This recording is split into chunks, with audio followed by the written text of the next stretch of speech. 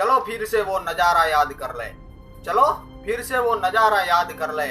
शहीदों के दिल में थी वो ज्वाला याद कर ले, जिसमें बहकर आजादी पहुंची थी किनारों पे, जिसमें बहकर आजादी पहुंची थी किनारों पे।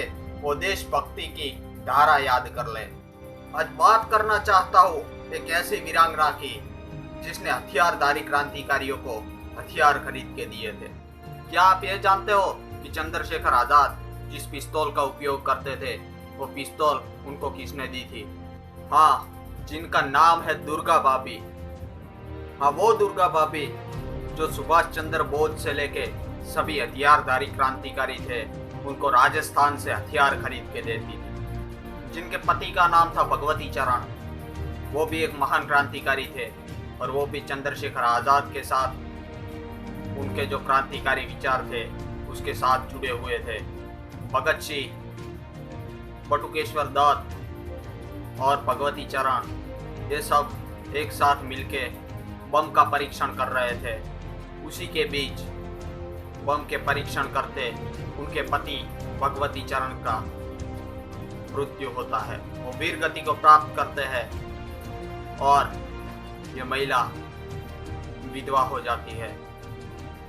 लेकिन उस वक्त ये महिला, इनकी आंखों से आंसू नहीं बहते हैं और यह महिला बोलती है कि मेरे पति शहीद हुए हैं तो क्या हुआ, मैं क्रांतिकारी संगठन में जुड़ जाऊंगी और ये मेरे जो क्रांतिवीर भाइयों हैं इनके साथ मैं भी देश को आज़ाद करवाने के लिए अपने प्राणों की आहुति तक लगा दूंगी।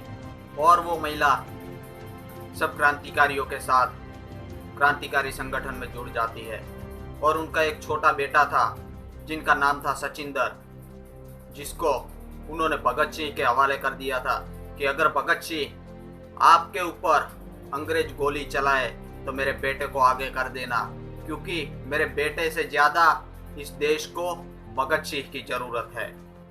जब असेंबली में बम फेंकने के लिए भगत सिंह और बटुकेश्वर दत्त निकलते हैं तब दुर्गा भाभी अपने अंगूठे को काट के उनके खून से उनको टीका लगाती है और कहती है कि अंग्रेजों का खात्मा करके आना।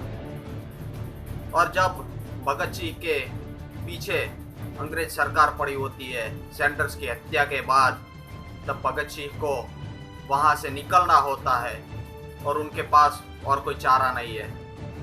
तब दुर्गा भाभी जो है कि भगत सिंह की पत्नी का वेश धारण करके उनको अंग्रेज के कपड़े पहनाती है, अंग्रेज अधिकारी के कपड़े पहनाती है और वो खुद उनकी पत्नी बन के वहाँ से भगत सिंह को निकालती है।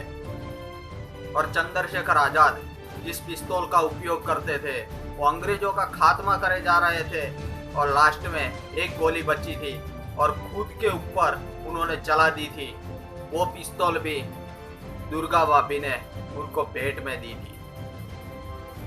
वो ना ही सिर्फ हथियार क्रांतिकारियों को देते थे बल्कि खुद भी हथियार चलाना जानती थी। उन्होंने गवर्नर बेली के ऊपर जिन्होंने गोली चलाई थी और कितने भी ऐसे जो अंग्रेज अधिकारी थे उनके ऊपर खुद दुर्गा भाभी ने भी गोलियां चलाई थी। धीरे धीरे करके इनके जो क्रांतिकारी दल था उसके सभी क्रांतिकारी शहीद होने लगे और उनका जो दल था वो पूरी तरह से टूट गया था। अब इनके पास ज़्यादा कोई क्रांतिकारी बचे नहीं थे। तब ये दुर्गा भाभी जो है वो अपने बच्चा सचिंदर भी बड़ा हो गया था, उसकी पढ़ाई के लिए वो दिल्ली पहुंचते हैं और वहाँ पर एक अध्यापक की नौकरी करती है। उसके बाद जब भारत आज़ाद हो गया तब इनकी हालत बहुत ख़राब हो चुकी थी। उनके पास कुछ पैसे भी बचे नहीं थे। जो पैसे थे वो उन्होंने देश को आज़ाद करवाते टाइम सभी क्रांतिकारियों के हथियार खरीदने के लिए दे दिए थे। अब इनके पास कुछ ज़्यादा पैसे भी नहीं बचे थे, फिर भी कुछ मेहनत करके लखनऊ में मांटेसरी विद्यालय की स्थापना करते हैं और उनका जो पूरा जीवन होता है वो उनके प्रति समर्पित करते हैं और बच्चों की शिक्षा में वो उनका पूरा जीवन समर्पित करते हैं। और यह वीरांगना 15 अक्टूबर 1999 में वीरगति को प्राप्त करती है।